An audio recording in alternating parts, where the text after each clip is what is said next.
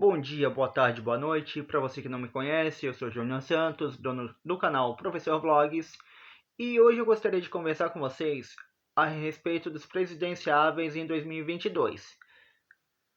Eu faço vídeos de segunda a segunda, no mínimo 4 postagens por dia, certo? E hoje eu quero entrar nesse assunto muito importante que são os presidenciáveis em 2022. Vocês sabem que essa semana o Sérgio Moro, o juiz da Lava Jato, ele se candidatou e entrou num partido, né? Se eu não me engano, ele tá agora, acho que no PROS, né? E assim, ele fala que ele vai combater a corrupção, tal, vai combater o bolsopetismo, certo? Só que você vai votar num cara que quando era para defender o Brasil, quando era para defender a gente, povo brasileiro, povo trabalhador, principalmente, ele falou que a biografia dele era muito mais importante do que a história do Brasil. Ele deu a entender isso realmente. Você vai votar num cara desse? Um cara que não apresentou algum tipo de proposta, um cara que quando era para defender o Brasil preferiu debandar do governo Jair Messias Bolsonaro, que é um cristão, é um conservador, certo? Você vai votar num cara desse, sinceramente? Aí você vai votar nele porque ele é bonzinho, ele foi juiz, ele fez a Lava Jato. Você vai cair no papinho de Nando Moura, Mamãe Falei, Kim Kataguiri, desses caras. Sinceramente, gente, para votar no Sérgio Moro, sabendo que o cara vai perder, para votar, para desperdiçar o voto, para desperdiçar a oportunidade da mudança, certo? Aí você vai votar em Sérgio Moro?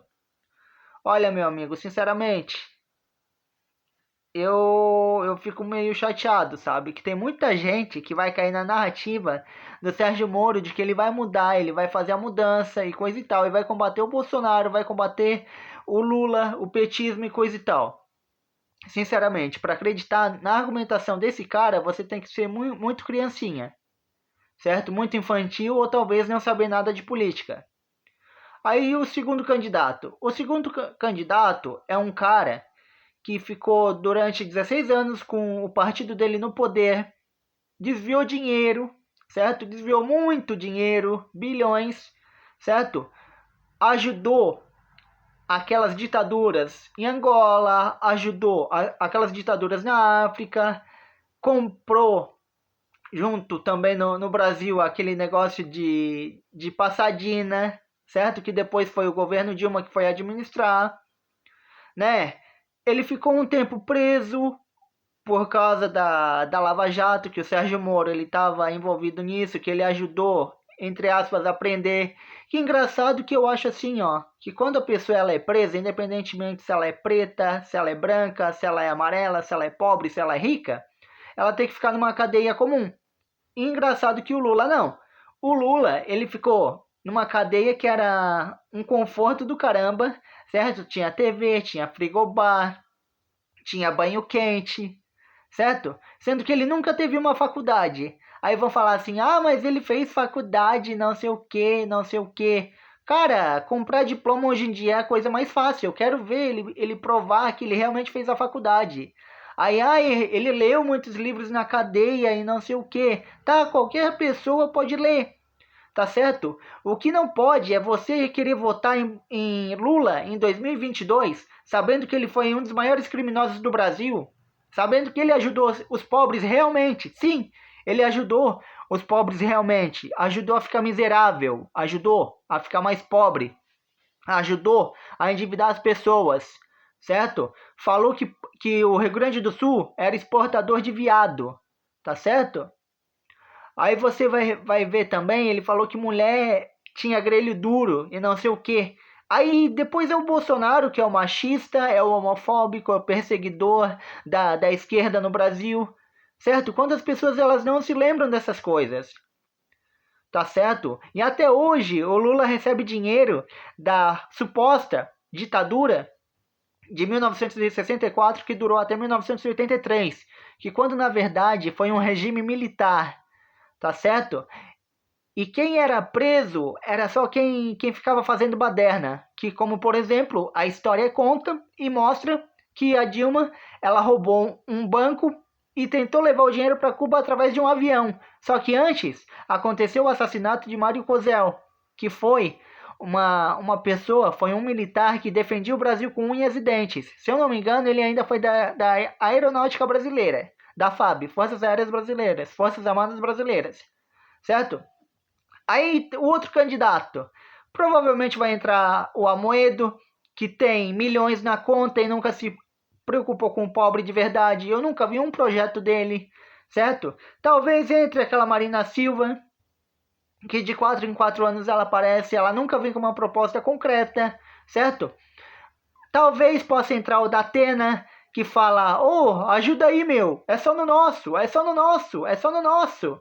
Você acha que um cara desse vai estar se importando com o brasileiro na verdade? Você acha que a direita ou a esquerda vai votar num cara desse como terceira via? Certo?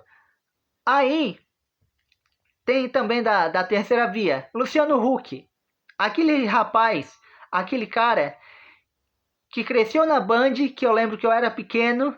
Se eu não me engano, ele fazia o programa junto com a tiazinha, que era a Suzana Alves, certo? Depois ele foi pra Globo. E lá ele conheceu a Angélica, lá ele teve uma família legal. Aí beleza. Aí, nessa pandemia, ele falava, fica em casa, a economia a gente vê depois, e fica em casa. E daí, foi dar festinha particular, sem máscara, certo?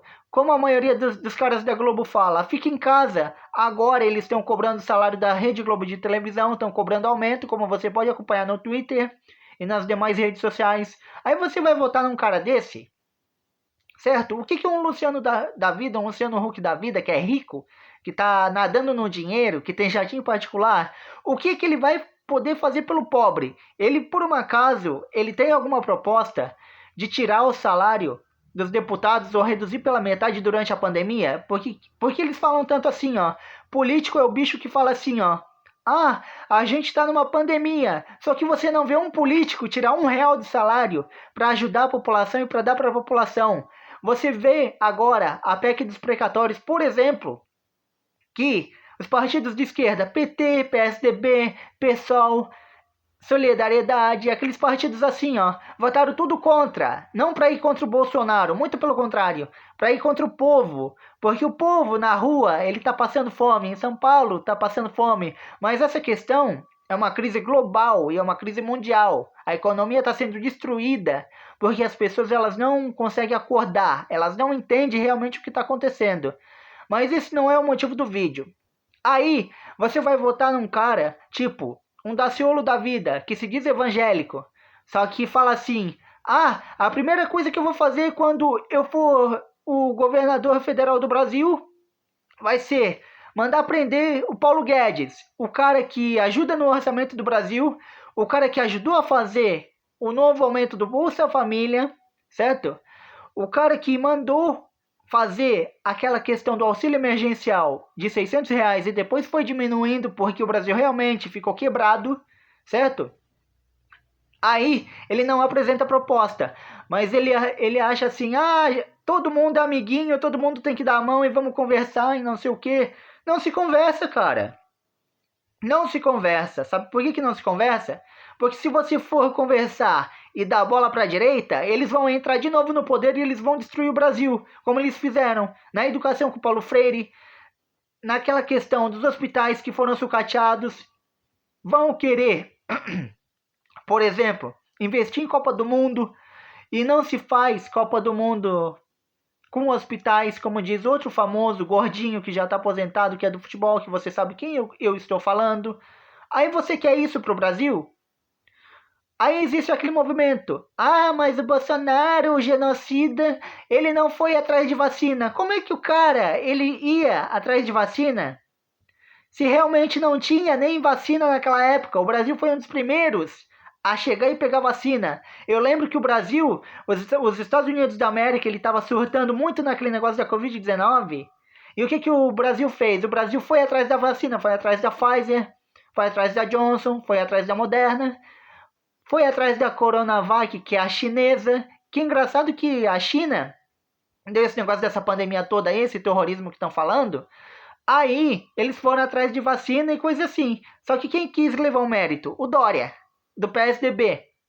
Aí prende o povo dentro de casa. O Dória também, ele vai concorrer à presidência da República em 2022, ele já admitiu isso, certo? Aí você vai votar num cara que te mandou ficar em casa, que destruiu os negócios em São Paulo, que, por exemplo, fez aquele negócio da vacinação em massa, tá vacinando criança e tem muito caso sendo abafado. Você vai votar num cara desse que viveu atacando a democracia, viveu atacando o Bolsonaro. E uma coisa assim eu posso falar pessoalmente, porque assim, ó, ele falou assim: "Ah, eu sou contra o Bolsonaro". Só que quem é o presidente da República? Jair Messias Bolsonaro. Como ele foi eleito? Foi eleito de uma forma democraticamente através de uma urna eletrônica. A gente duvidando ou não do método, a gente tem que dar esse crédito para o Jair Messias Bolsonaro. Ele foi eleito com o esforço dele, o povo fez a campanha para ele porque ele é um presidente muito bom. E a gente tem o Jair Messias Bolsonaro, falando dos principais aqui. O cara que em época de pandemia foi atrás de vacina, demorou um pouquinho? Realmente demorou. Só que a gente não pode chegar e acusar ele: "Ah, mas você não fez vacina". Eu não posso chegar e colocar a culpa de 620 mil mortes, 630 talvez, que está chegando. Eu não posso chegar e colocar a culpa no Bolsonaro, sabe? Ele teve os seus erros sim, como todo presidente da República teve os erros, certo? Só que eu não posso chegar e colocar assim: "Ah, a culpa das mortes foi o Bolsonaro". Mas espera aí, por que foi a culpa do Bolsonaro? Ele não foi atrás de vacina? O povo não estava passando fome na rua? Ele não deu o auxílio emergencial de R$ 600? O povo do Nordeste, que vivia comprando água em caminhão-pipa, lá para Alagoas, lá para aqueles cantão lá. Por um acaso, ele não fez a transposição do Rio São Francisco, ele não ajudou a pavimentar as estradas do Nordeste, que boa parte já deve estar pavimentada, ele não ajudou na Transamazônica, que está saindo do papel, com a ajuda do Exército Brasileiro, ele não fez tudo isso? Então aí eu te pergunto, meu querido, o Bolsonaro ele não merece um pouco de crédito e um pouco mais de respeito? Ao invés de vocês ficarem chamando ele de genocida, ele de corrupto, que coisa assim, ó, não apareceu nada de corrupção ainda. O que existe no Brasil hoje é uma guerra de narrativa, certo? De direita contra esquerda. Você não acredita em jornal nenhum, porque Folha de São Paulo, Globo, Estadão, é tudo manipulado. E você sabe que se é manipulado é para enganar o povo, certo? E se é para enganar o povo, existe uma coisa no Trotsky que falava assim, ó, que emburrecer a população e desarmar era a melhor coisa a se fazer para se dominar. E o que aconteceu? No governo Lula foi assinado aquele negócio do desarmamento, que eu lembro muito bem, do desarmamento.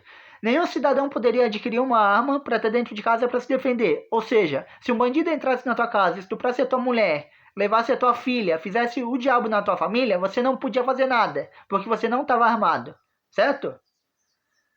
Aí, no governo Dilma, o que fizeram? Se eu não me engano, foi em 2016, puxando a história um pouquinho, 2016, é. Aí, o que fizeram? Fizeram o Marco Civil da Internet, que monitora toda a internet do Brasil, e agora tem esse leilão do 5G, certo? Que é perigoso porque a China pode ganhar e você sabe, né? O Trump foi expulso nos Estados Unidos nas eleições e a gente sabe disso, certo? Que foi uma eleição roubada, né? Aí o que a gente vai pensar? Se a gente não votar num conservador, se a gente não votar em Bolsonaro, acabou a tua democracia, acabou a comida dentro de casa, acabou tudo. Entendeu? A gente está em guerra sim. Não é só uma guerra espiritual, o bem contra o mal. Não, não é isso. A gente está numa guerra em que a gente precisa lutar pelos nossos familiares, por tudo aquilo que a gente acredita, certo? Lá na Índia, tem cristão sendo morto, queimado, vivo, certo?